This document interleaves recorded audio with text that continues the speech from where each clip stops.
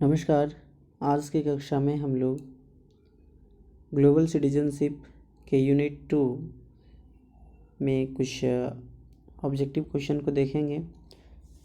तो आज के क्लास में हम लोग केवल ऑब्जेक्टिव क्वेश्चन पे बात करेंगे और ध्यान देंगे कि आप लोग का इंटरनल एग्ज़ाम बहुत जल्द होने वाला है, तो इस कक्षा को आप लोग ध्यान से देखेंगे और ध्यान से समझने की कोशिश करेंगे।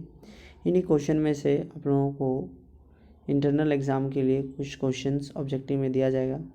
तो ये भी यहाँ हम जितने क्वेश्चंस के बारे में डिस्कस करेंगे वे सभी प्रश्न आपके लिए अनिवार्य होंगे और इन प्रश्नों को आप ध्यान से पढ़ेंगे और ध्यान से देखते जाएंगे, नोट करते जाएंगे, इसका एक नोट्स बनाते चलेंगे। तो उससे होगा क्या कि आपकी तैयारी अच्छी हो जाएगी और आप इंटरनल एग्ज़ाम तथा एक्सटर्नल एग्ज़ाम दोनों के लिए पूरी तरह से तैयार खुद को पाएंगी। तो चलिए आज की कक्षा ग्लोबल सिटीजनशिप के यूनिट 2 के अंतर्गत ग्लोबल सिटीजनशिप जो टॉपिक रखा गया है वो आपका ग्लोबल सिटीजनशिप, उसमें general ideas, multiculturism, diversity, tolerance and Acharya Vinoba Bhave's ideas of Jai Jagat.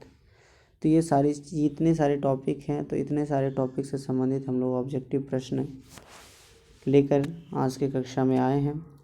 तो पुनः स्वागत है आज के इस ऑब्जेक्टिव महामैराथन में। तो आइए देर ना करते हुए उन प्रश्नों पर हम लोग बात करेंगे। तो सबसे पहला प्रश्न है कि वैश्विक नागरिक कितने प्रकार के होते हैं? How many types of global citizens? तो आपका यहाँ चार टाइप्स दिया हुआ है, 4 टाइप्स दिया हुआ है। उन 4 टाइप्स में से कौन से? Political, moral, economic and cultural. तो वैश्विक नागरिक आपका 4 तरह का होता है: राजनीतिक, नैतिक, आर्थिक और सांस्कृतिक। ये हो गया आपका प्रश्न संख्या 42। प्रश्न संख्या 42 कह सकते हैं कि ये यूनिट 2 का पहला प्रश्न हो गया। और अब इसका पहला वीडियो देख लेंगे। इसमें जो फर्स्ट यूनिट से क्वेश्चन वहाँ देखिएगा तो फर्स्ट यूनिट से भी बहुत सारे क्वेश्चन, लगभग आपका 41 क्वेश्चन फर्स्ट यूनिट से है। इसके पहले पार्ट में एक वीडियो मैंने बनाई है, तो आप उसको देख लीजिए। तो आइए दूसरा प्रश्न आपके बीच है कि what can be understood as global citizenship education? वैश्विक नागरिकता शिक्षा के रूप में क्या समझा जा सकता है? वैश्विक नागरिकता क्या है, इसको शिक्षा के रूप में क्या समझा जा सकता है? तो इसका आंसर है आपका सी। और सी में क्या दिया हुआ है इसको ध्यान से पढ़िए। यह दुनिया को समझने तथा अन्य संस्कृतियों और लोगों के साथ जुड़ने, संबंध बनाने और साझा करने का एक तरीका है। वैश्विक नागरिकता शिक्षा के दृष्टिकोण से क्या है? वैश्विक नागरिकता शिक्षा के रूप में क्या समझा जा सकता है कि अगर हम वैश्विक नागरिकता को जानेंगे, ये एक शिक्षा के रूप में वैश्विक नागरिकता एक शिक्षा के रूप में ग्रहण किया गया है, तो क्या उसका कारण हो सकता है? तो यदि हम वैश्विक नागरिक के विषय में जानेंगे तो हम दुनिया को समझने और अन्य संस्कृतियों और लोगों के साथ जुड़ने, संबंध बनाने तथा साझा करने का एक तरीका है। ध्यान से समझिएगा, वैश्विक नागरिक अर्थात हम विश्व का नागरिक हो जाएंगे, तो उससे होगा क्या कि दुनिया के अन्य लोगों के साथ हमारा साझा जो है वो बहुत ही अच्छा रहेगा। हम दुनिया के लोगों को समझ सकेंगे, उनकी संस्कृति को, उनकी सभ्यता को, उनकी कल्चर को हम बहुत बारीकी से जान पाएंगे। तो ये हो गया आपका दूसरा प्रश्न। तीसरा प्रश्न है cosmopolitan. Who coined the term of cosmopolitan. तो ये आपका कॉस्मोपॉलिटन शब्द किसने गाड़ा? कॉस्मोपॉलिटन शब्द किसने गाड़ा? तो इसका आंसर आपका ये है, सिनोप के निंदक डायोनीज। ये आपका प्रश्न संख्या 44 है। अब यहाँ पर कुछ अतिरिक्त जानकारियाँ दी हुई है कि वैश्विक नागरिकता की अवधारणा पहली बार 4वीं शताब्दी ईसा पूर्व में ग्रीन सैनिक्स के बीच उभरी। तो ये हो गया आपकी अतिरिक्त जानकारी। प्रश्न संख्या 45 की बहुसंस्कृतिवाद की सबसे अच्छी परिभाषा कौन सी है? बहुसंस्कृतिवाद की सबसे अच्छी परिभाषा, तो यह एक विचारधारा है जहाँ विभिन्न संस्कृतियों के लोग सद्भाव में एक साथ रहते हैं। तो it is an ideology where people of different cultures to live together in harmony. तो यह एक विचारधारा है जहाँ विभिन्न संस्कृतियों के लोग सद्भाव में एक साथ रहते हैं। तो ये हो गया बहुसंस्कृति की सबसे अच्छी परिभाषा, ये हो गई आपकी। अब आइए प्रश्न संख्या 46 पे बात करेंगे। प्रश्न संख्या 46 है आपका कि which should be the quality of global citizenship. Global citizenship अर्थात वैश्विक नागरिकता का गुण क्या होना चाहिए? वैश्विक नागरिकता का गुण क्या होना चाहिए? जो वैश्विक नागरिक अगर आप बनना, विश्व के नागरिक के रूप में अगर आप जाने जाएंगे तो आपके अंदर क्या गुण होनी चाहिए? जस्टिस एंड फ्रीडम, न्याय और स्वतंत्रता, आत्मनिर्भरता, कर्तव्यनिष्ठ, विविधता तथा प्रतिस्पर्धा। तो यहाँ इसका आंसर है डी, टॉलरेंस एंड अंडरस्टैंडिंग, समझ, लोगों को समझ और उसकी सहिष्णुता, उसके साथ हमें आत्मभाव मतलब हम उसको उसमें हम अपनापन को देखेंगे, यही है सहिष्णुता। सहिष्णुता का अर्थ होता है सहन करना, उस व्यक्ति में अपने आप को देखना, तो वो सारी चीज़ें सहन में आ जाती है। तो ये हो गया प्रश्न संख्या आपका 46।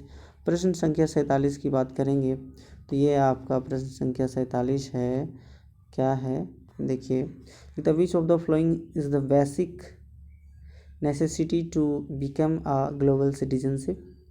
विश्व नागरिकता बनने के लिए, वैश्विक नागरिकता बनने के लिए निम्नलिखित में से कौन सी मूलभूत आवश्यकता है? विश्व नागरिक के रूप में आपको जाना जाए, उसके लिए आपके पास कौन सी गुणवत्ता होनी चाहिए? आपके पास which quality do you have, आपके पास कौन सी क्वालिटी होनी चाहिए? So there is answer wealth, अर्थात डैट मीन्स संपत्ति, education and power, next is property. तो यहाँ पे इसका आंसर है एजुकेशन, अर्थात कि विश्व की नागरिक बनने के लिए, वैश्विक नागरिकता प्राप्त करने के लिए हमें हमारे अंदर क्या गुण होनी चाहिए? तो वो है शिक्षा। फिर इसके बाद आते हैं प्रश्न संख्या 48। ये क्या कहता है, ये ध्यान से समझिए। लिखता है जिनके शब्द दुनिया के नागरिक के रूप में जिनके शब्द दुनिया के नागरिक के रूप में मैं केवल सत्य के साथ खड़ा हूँ और मेरा विवेक ही मेरा एकमात्र नेता है। पृथ्वी पर शांति और न्याय के लिए यही एकमात्र प्रतीक्षा है। हमेशा सही काम करने के लिए, सही व्यक्ति बनने के लिए और हमेशा के लिए जो सही है उसके साथ खड़े रहना। ये शब्द किसके द्वारा बोला गया है? तो ये किसका शब्द है? जिनके शब्द हैं, तो वो उसका नाम है, यहाँ पे बी है इसका आंसर है, सूजी कासिम इसका आंसर हो गया।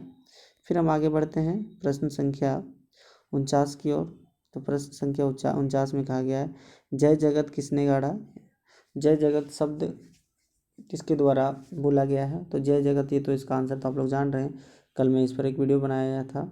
तो जय जगत किसके द्वारा बोला गया है? तो विनोबा भावे के द्वारा बोला गया है। ये आंसर बहुत ही इम्पोर्टेंट है, ये हो सकता है कि आपके आए, ठीक है। तो जय जगत का वास्तविक अर्थ क्या है? तो जय जगत का वास्तविक अर्थ, कल जब मैंने वीडियो बनाई थी तो उसमें इसका आंसर लिखा था, जय जगत का वास्तविक अर्थ है सभी का विनाश। ये अर्थ हो ही नहीं सकता। जातीय समूह का बीच झगड़ा करना, ये भी नहीं, आंसर नहीं हो सकता, ये भी आंसर नहीं। तो इसका आंसर आप ये होगा सभी का कल्याण तथा यानी सर्वोदय। फिर हम बात करेंगे विनोबा भावे ने अपने आध्यात्मिक उत्तराधिकारी किसे माना। तो आध्यात्मिक उत्तराधिकार किसको माना है? तो ये महात्मा गांधी को माना है। फिर हम बात करेंगे व्यक्तिगत सत्याग्रह आंदोलन में पहले सत्याग्रही व्यक्ति कौन है? तो ये विनोबा भावे है। इसका मतलब ये हुआ कि who was the first satyagrahi of the individual satyagraha movement कि व्यक्तिगत सत्याग्रह आंदोलन के पहली सत्याग्राही व्यक्ति कौन थे? तो इसका आंसर है आपका विनोबा भावे। फिर हम प्रश्न संख्या 53 पे बात करेंगे कि 1940 में विनोबा भावे ने व्यक्तिगत सत्याग्रह की शुरुआत की। तो सत्याग्रह की शुरुआत कहाँ से की? तो ये पवनार के महाराष्ट्र से। कहाँ से शुरुआत की? पवनार के महाराष्ट्र से। फिर प्रश्न संख्या 54 पे आएंगे तो देखते हैं क्या इसका आंसर है कि 1923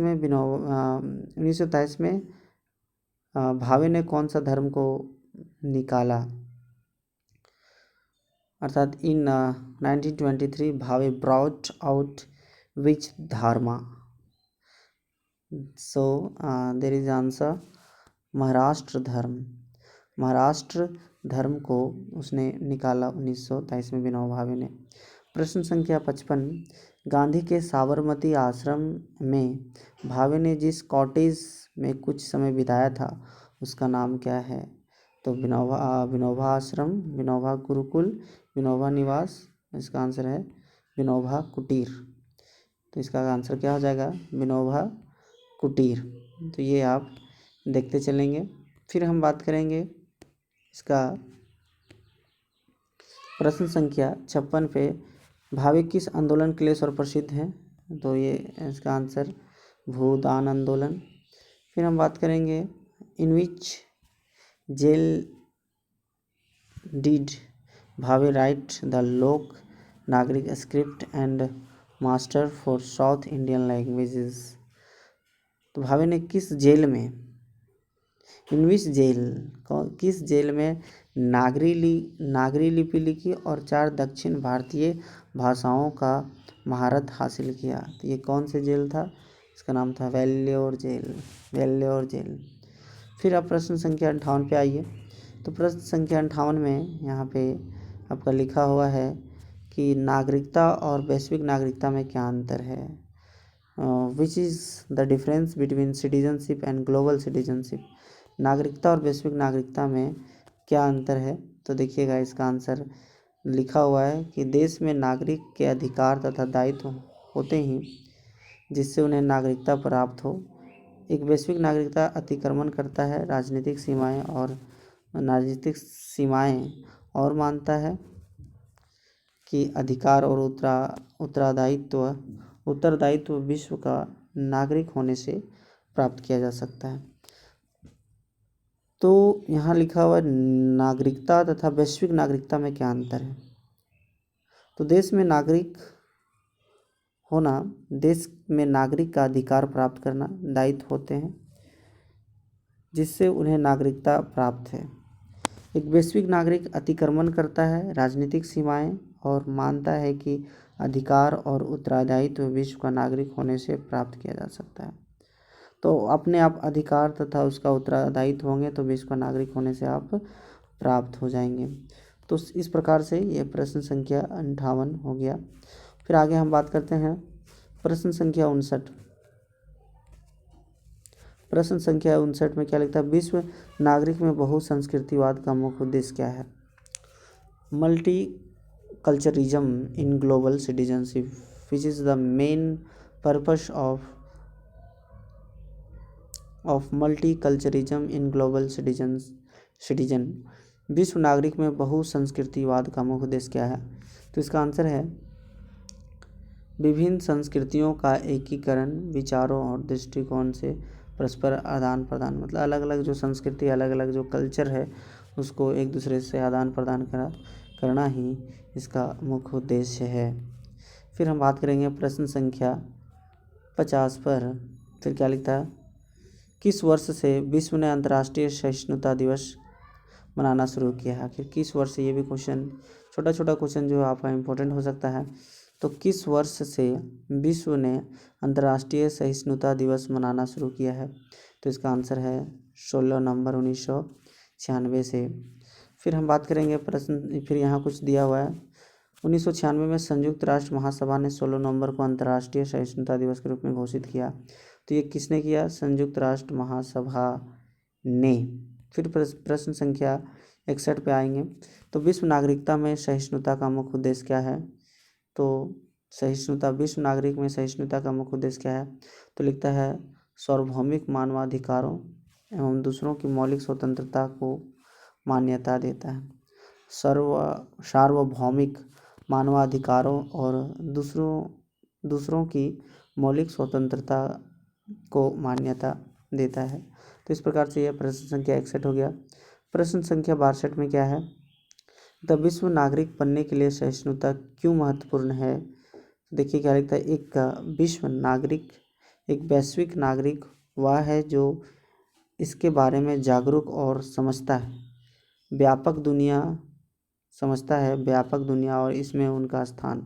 वे विश्व के नागरिक हैं, वे अपने समुदाय में सक्रिय भूमिका निभाते हैं और दूसरे के साथ काम करते हैं, हमारे ग्रह को और अधिक शांतिपूर्वक, टिकाऊ तथा नालबंद बनाते हैं। तो इस प्रकार से ये प्रश्न संख्या 62 हो गया।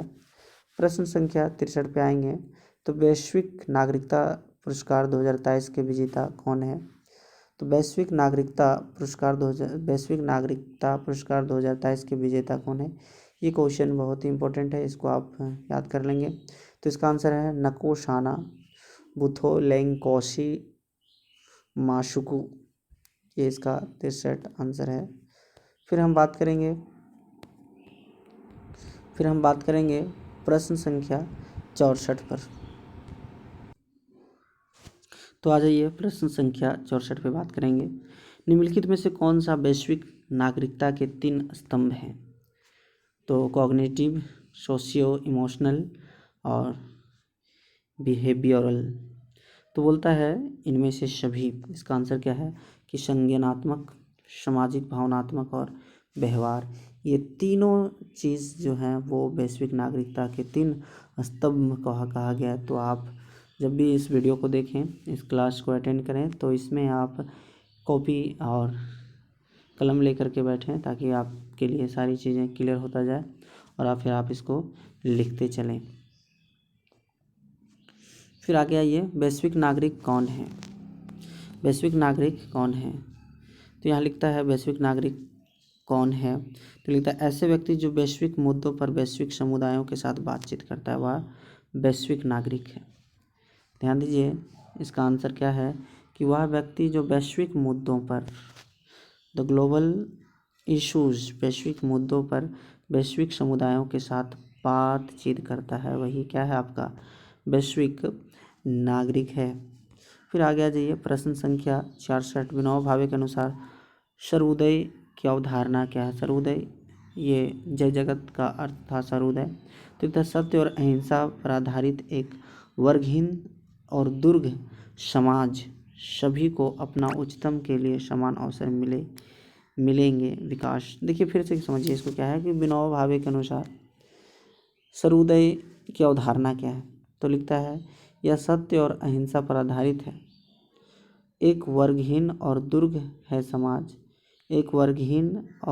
है समाज, सभी को अपने उच्चतम के लिए समान अवसर मिलेंगे, विकास। तो इस प्रकार से ये हो गया प्रश्न संख्या 64। अभी इसको नोट करते चले जाएंगे, प्रश्न हूबहू ऐसा ही आपसे पूछा जाएगा। तो प्रश्न संख्या 67। एक सक्रिय वैश्विक नागरिक कौन होता है? Active global citizen. Who is an active global citizen? तो एक सक्रिय नागरिक कौन होता है? तो इसका आंसर है, पहले देख लेते हैं, जो अपने कार्य की जिम्मेवारी नहीं लेता। ये कौन ऐसा? ये तो आंसर बिल्कुल नहीं हो सकता। केवल लोगों से संबंधित, जानवरों से नहीं, और ये भी नहीं, और केवल अस्थायी समाधान प्रदान करता हो। तो ये बोलता है जो अपने कार्य की जिम्मेवारी लेता हो, वही एक सक्रिय वैश्विक नागरिक है। फिर आगे आ जाइए, प्रश्न संख्या 68। क्या लिखता है? निम्नलिखित में से कौन सा एक सक्रिय वैश्विक नागरिक, देखिए निम्नलिखित में से कौन एक सक्रिय वैश्विक नागरिक मदद करने का इच्छुक होगा? Which of the following would an active global citizen we keep to help? निम्नलिखित में से कौन सा एक सक्रिय वैश्विक नागरिक मदद करने का इच्छुक होगा। तो पहला है पीपल, दूसरा एनिमल, तीसरा जानवर। तो इसका आंसर तीनों दिया हुआ है, ये इसका आंसर तीनों होगा। इसको ध्यान से देख लीजिए, ये लोग भी होंगे, इसका आंसर आपका लोग होगा, जानवर भी होगा और प्लांट भी आपका इसका आंसर हो जाएगा। तो इस प्रकार से प्रश्न संख्या 68 हो गया। प्रश्न संख्या 69, निम्नलिखित में से किसके द्वारा सक्रिय वैश्विक नागरिक का वर्णन नहीं किया जा सकता है। तो बोलता है निम्नलिखित में से N active global citizen can not be described by which of the flowing. किसके द्वारा ग्लोबल सिटीजन को परिभाषित नहीं किया जा सकता है। तो इसका आंसर जब वे किसी अन्याय को देखते हैं और तो वे दूसरी ओर देखते हैं, वे सांस्कृतिक विविधता को महत्व नहीं देते, फिर वे केवल वैश्विक समुदाय की परवाह करते हैं, स्थानीय समुदाय की नहीं। तो कौन है इसमें एक वैश्विक नागरिक का वर्णन कौन नहीं करता है। तो ये तीनों पॉइंट जो है वो नहीं करता है। तो केवल वैश्विक समुदाय का परवाह करता है, स्थानीय का नहीं। तो ये पॉइंट नहीं होना चाहिए एक वैश्विक नागरिक में गुण। वे सांस्कृतिक विविधता को महत्व नहीं देते, ये बिल्कुल वेरी गुड। वो सांस्कृतिक जो अलग अलग कल्चरल डाइवर्सिटी है उसको वैल्यू देना ही चाहिए। तो ये बिल्कुल इसका आंसर होना चाहिए था, लेकिन यह नहीं कर दिया। नहीं तो वे किसी अन्य अन्याय को देखते हैं, दूसरे की ओर देखते हैं। जब वे किसी अन्याय को देखते हैं तो वे दूसरे की ओर देखते हैं, मतलब वो अन्याय से मुंह मोड़ लेते हैं। तो इसका 59 में तीनों जो है वो वैश्विक नागरिक के लिए उपयुक्त कंडीशंस नहीं है। तो इसका आंसर आपका इन तीनों में से ये आंसर हो जाएगा। ये तीनों में से तीनों इसका आंसर है, क्योंकि ये तीनों ही वैश्विक नागरिक को डिफाइन नहीं करता है। फिर हम प्रश्न करेंगे निम्नलिखित में से कौन सा वैश्विक कल्याण पर केंद्रित प्रशासनिक निकाय का उदाहरण नहीं है। निम्नलिखित में से कौन सा वैश्विक कल्याण पर केंद्रित प्रशासनिक निकाय का उदाहरण नहीं है। हाँ, तो निम्नलिखित में से कौन सा वैश्विक कल्याण पर केंद्रित प्रशासनिक निकाय का उदाहरण नहीं है। तो इसका आंसर हो जाएगा नाटो। इसका आंसर क्या हो जाएगा, नाटो। फिर हम प्रश्न संख्या 71 पर बात करेंगे। तो यहाँ पे लिखता है वैश्वीकरण क्या है, व्हाट इज़ ग्लोबलाइजेशन। तो क्या लिखता है, पहले इसका आंसर लिखता है अंतर्राष्ट्रीय बाजार, राजनीतिक तथा सांस्कृतिक एकीकरण, शाही वैश्विक विजय का प्रत्यक्ष रूप, विश्व स्तर पर एकीकरण, समुदाय, उत्पाद तथा विचारों का व्यापार। तो इसका आंसर ये होगा कि the integration of international markets, politics and culture. तो इस प्रकार से ये क्वेश्चन नंबर 71 हो गया। अब फिर बात करेंगे प्रश्न संख्या 72। चलिए देखते हैं इसका अर्थ। लिखता है कुछ लोग तर्क देते हैं कि सांस्कृतिक वैश्वीकरण मुख्य रूप से एक तरफा सड़क है और इसे केवल यह कहा जाना चाहिए। तो इसका आंसर है ये कनाडाकरण, पूर्वीकरण, रूसीकरण और अमेरिकीकरण। तो ये इसका आंसर डी हो जाएगा। हाँ, 72 का इंग्लिश प्रश्न देख लीजिए और इसका हिंदी प्रश्न देख लीजिए, फिर ये इसका आंसर आप देख लीजिए। तो फिर एक प्रश्न संख्या 73 पर बात करेंगे। सांस्कृतिक वैश्वीकरण इसके कारण होता है। सांस्कृतिक वैश्वीकरण इसके कारण होता है। तो किसके कारण सांस्कृतिक वैश्वीकरण होता है। Cultural globalisation occurs thanks to. तो लिखता है मीडिया के कारण, ये भी हो सकता है, आमने सामने संपर्क तथा फिल्म। तो ये देखिए इसका आंसर तीनों हो सकता है। इसका आंसर तीनों होगा, क्योंकि देखिए ये वैश्विक जो ग्लोबलाइजेशन होता है, वैश्वीकरण जो होता है, वो एक देश दूसरे देश के लोगों से कांटेक्ट बना पाता है। तो वो social media, face to face contact और फिल्म और मूवी के कारण, ये तीनों कारण हो सकते हैं एक ग्लोबलाइजेशन के लिए। तो इस प्रकार से प्रश्न संख्या ये 73 हो गया, जिसका आंसर आप लोगों ने देखा। फिर प्रश्न संख्या 74 पे बात करेंगे। विश्व स्तर पर सक्षम व्यक्ति समस्याओं को हल करने के लिए किस प्रकार की सोच का उपयोग करते हैं। what kind of thinking do globally competent individuals use to solve problems। तो इस प्रकार से यहाँ पे हम लोगों ने देखा कि विश्व स्तर पर सक्षम व्यक्ति समस्याओं को हल करने के लिए किस प्रकार की सोच का उपयोग करता है। तो यहाँ पे इसका आंसर हो जाएगा critical and comparative thinking skill, अर्थात आलोचनात्मक तुलनात्मक सोच कौशल। तो ये हो गया प्रश्न संख्या 74। प्रश्न संख्या 75 पे आइए। तो लिखता है आज के विश्व में विश्व स्तर पर सक्षम बनना क्यों महत्वपूर्ण है। तो the which is becoming globally competent important in today's world. तो इसको देखते हैं। लिखता है आज के विश्व में विश्व स्तर पर सक्षम बनना क्यों महत्वपूर्ण है। तो इसका आंसर लिखता है, क्या लिखता है, आज की दुनिया अधिक वैश्विक रूप से जुड़ी हुई होती जा रही है। तो इसका आंसर सी हो जाएगा। देखते हैं क्योंकि कंपनियां बढ़ रही हैं, ये इसका आंसर एग्जैक्ट ये नहीं होगा। क्योंकि अमेरिका को मेल्टिंग पॉट पॉइंट होगा, पॉइंट के रूप में जाना जाता है, नहीं मेल्टिंग पॉट के रूप में जाना जाता है। फिर इसका ये ऑप्शन नंबर जो चौथा है, दूसरों को घरेलू संस्कृति के बारे में पढ़ाना महत्वपूर्ण है। तो ये इसका एग्जैक्ट आंसर जो है सी इसका एग्जैक्ट आंसर होगा। फिर इस प्रश्न संख्या बात करेंगे 46 पर। विश्व स्तर पर सक्षम व्यक्ति निम्नलिखित में से कौन सा कौशल विकास करना चाहता है। विश्व स्तर पर सक्षम व्यक्ति निम्नलिखित में से कौन सा कौशल विकसित करना चाहता है। तो इसको देखिएगा, इसका आंसर है आपके बीच एक नई भाषा सीखना चाहता है। एक नई भाषा सीखना ये वो विकसित करना चाहता है। फिर प्रश्न संख्या 77 आ जाइए। उसमें लिखा हुआ है कि निम्नलिखित में से किसके माध्यम से देशी और विदेशी समुदाय वैश्विक क्षमता से लाभान्वित हो सकते हैं। तो निम्नलिखित में से किसके माध्यम से देशी और विदेशी समुदाय वैश्विक क्षमता से लाभान्वित हो सकते हैं।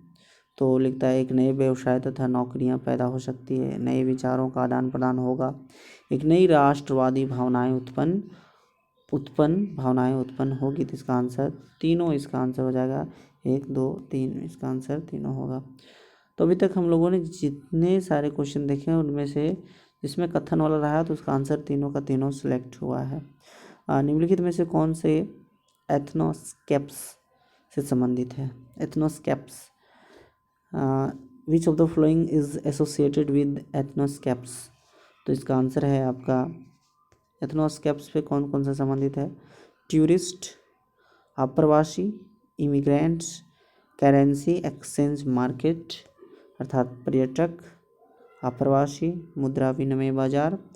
और इसका answer A and 1 and 2. So there is answer option number A. So next question here is 79, question number 79। निम्नलिखित में से कौन सा वैश्विक सांस्कृतिक प्रवाह के 5 आयामों में से एक है। विच of the following is not one of the 5 dimensions of global cultural follow. तो इसका आंसर ये है जेनेटिक्स स्कैप। इसका आंसर क्या है, जेनेटिक स्कैप। फिर आ जाइए प्रश्न संख्या 79 पे। प्रश्न के इसके पहले 79 था, फिर 79। चलिए देख लेते हैं। शिक्षा का लक्ष्य छात्र को इनके शिक्षा, देखिए वैश्विक शिक्षा का लक्ष्य छात्रों को इन सभी को छोड़कर बेहतर वैश्विक नागरिक बनने के लिए तैयार करना। तो इसका आंसर है बिलीव्स, तैयार करना। इसका आंसर क्या है, बिलीव। फिर आइए क्वेश्चन संख्या 80। तो यहाँ लिखता है 21वीं सदी की शिक्षा में कौन सा घटक सबसे महत्वपूर्ण है। 21वीं सदी की शिक्षा में कौन सा घटक सबसे महत्वपूर्ण है। तो इसका answer learning and innovation skill, problem solving skill and innovation and collaboration skill, नवाचार एंड सहयोग। इस प्रकार से ये प्रश्न संख्या ये ए बी सी तीनों सही हो जाएगा, इसलिए इसका आंसर क्या हो जाएगा, इनमें से सभी। तो ये हो गया यूनिट नंबर 2 का प्रश्न। तो इसमें से हम लोगों ने प्रश्न संख्या 42 से लेकर प्रश्न संख्या 50-80 तक, इसमें से ग्लोबल सिटीजनशिप के 2 यूनिट में जितने जितने संभावित प्रश्न हो सकते हैं, इन प्रश्नों को आप ध्यान से देखेंगे, ध्यान से पढ़ने की कोशिश करेंगे।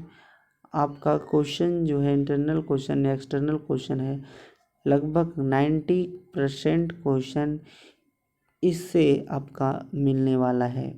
और इंटरनल क्वेश्चन तो वो लगभग 99% इसी से ही आएगा। आप इसको ध्यान से एक एक प्रश्न को नोट्स बनाते जाइए और इसको लिखते जाएंगे। तो ये ग्लोबल सिटीजनशिप की जो इसमें जो सेकेंड यूनिट है, सेकेंड यूनिट की जो कक्षा है, और कक्षा के दौरान इस ग्लोबल सिटीजनशिप के सेकेंड यूनिट के कुछ महत्वपूर्ण प्रश्न जो है उस पर हमने बात की और आपने देखा। तो ये आज की कक्षा हम लोग यहीं पे समाप्त करते हैं। नेक्स्ट कक्षा में हम लोग इसके तीसरे यूनिट पर कुछ क्वेश्चन लाएंगे, और फिर अगर कोई टॉपिक वैसा होगा तो उस पर फिर हम लोग लाइव क्लास या फिर उस पर वीडियो रिकॉर्डेड आपको कक्षाएं क्लासेस मिलेगी। तो आज की कक्षा हम लोग यहीं पे समाप्त करते हैं। तो कैसा लगा ये? अगर ये क्लास आपके लिए फ़ायदेमंद हो तो आप ज़रूर कुछ ना कुछ कमेंट करें। अगर कुछ कमियां रह गई हो तो उस कमियां को ज़रूर बताएं। अगर आपको मेरी आवाज़ क्लियर नहीं जा रही तो कि ये भी बोलेंगे सर आवाज़ क्लियर नहीं आ रही है। तो आज की कक्षा में हम लोग यहीं तक बात करते हैं। चलिए।